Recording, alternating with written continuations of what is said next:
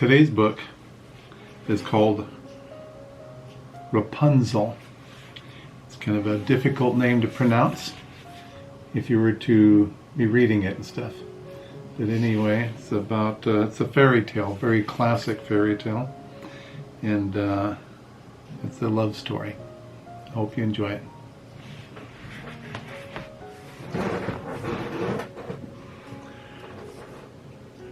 Rapunzel.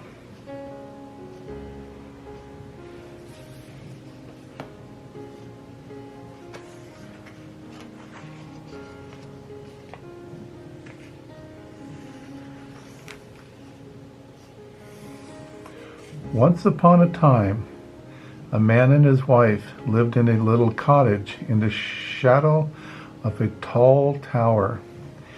They were very poor, but very happy. On the other side of their garden wall was a vegetable patch.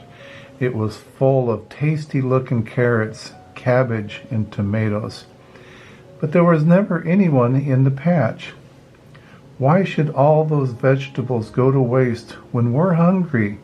the man asked his wife.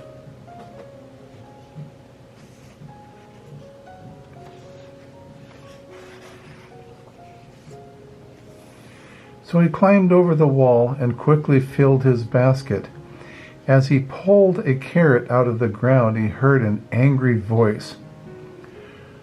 "Who said you could take my vegetables?"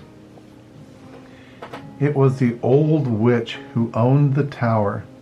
She threatened to cast an evil spell on the man and his wife. "Please don't hurt us," begged the man. "My wife is going to have a baby." "I will let you go," said the witch, "but you must give me the baby when it is born. I will care for it and treat it as my own."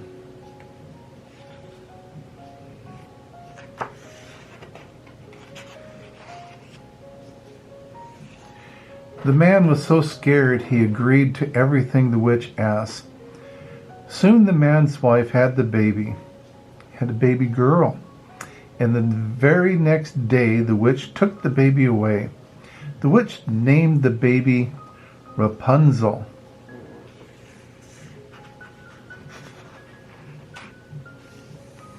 The baby grew into a beautiful girl. But when Rapunzel was 12 years old, the witch locked her in a room at the top of the tower, afraid that someone might take her away. A year or two passed, and Rapunzel grew taller and her hair grew longer.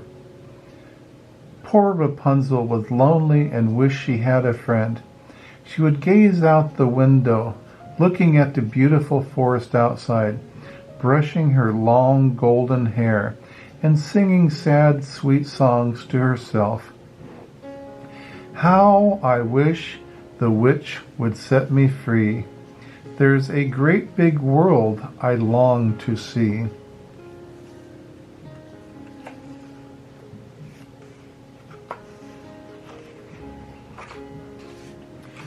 One day, a prince was riding in the forest near the tower. He heard Rapunzel singing and was enchanted by her voice. The prince hid behind a bush and listened.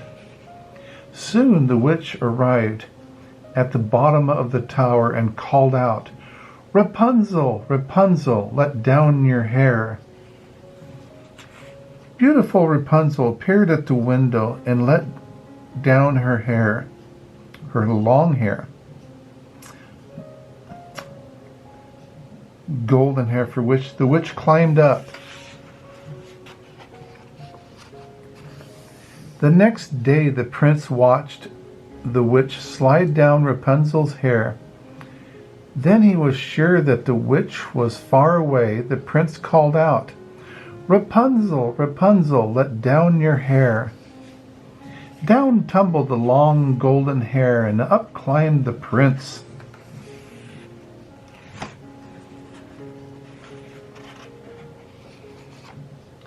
At first, Rapunzel was frightened of the stranger, but they quickly became friends. Rapunzel loved hearing the prince's stories. He told her how it felt to run barefoot in the grassy meadows, and how it felt to swim in the cold blue sea. Rapunzel had never done such things. "I will help you escape from the tower," promised the prince.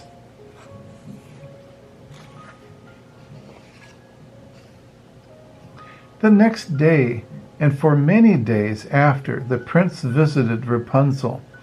Whenever the witch went out, every time he would call out, "Rapunzel, Rapunzel, let down your hair." And every time he brought silk string so Rapunzel could weave into a ladder so she could one day climb down the tower and escape. Rapunzel worked on the ladder in secret, and soon it nearly reached the ground.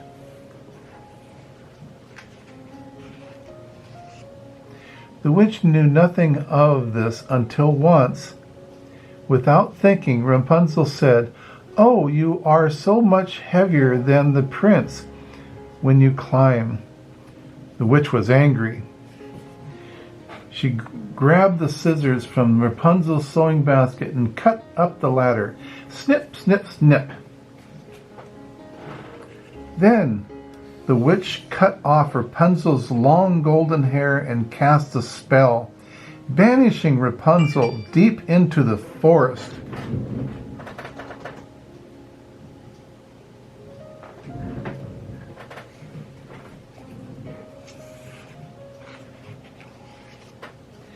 Still angry, the witch waited until she heard the prince call out, "Rapunzel, Rapunzel, let down your hair." Down to the ground tumbled Rapunzel's long golden hair, and up climbed the prince. "Ha!" cried the witch when the prince reached the top. "You've come for Rapunzel, but she has gone, and you'll never find her." Shocked, the prince fell from the tower into a thorn bush on the ground. The bush broke his fall, but the thorn scratched his eyes, making him blind. There's the prince walking through the forest. He can't see. For many months, the blind prince wandered through the wilderness. Wherever he went, he called, "Rapunzel, Rapunzel, where are you?" One day he heard a sad, sweet song float through the woods. As I roam from tree to tree, my true love's face I long to see. "Rapunzel, Rapunzel," he called, "is that you?" Rapunzel ran through the woods and hugged the prince. "I found you at last," he cried. Rapunzel's tears of joy fell into the prince's eyes, and he could see once more. Rapunzel's long hair was short now, but she was still as beautiful as ever. Rapunzel and the prince never saw the witch again, and they traveled the world together, visiting all the wonderful sights Rapunzel had longed to see, and they lived happily ever after. The end.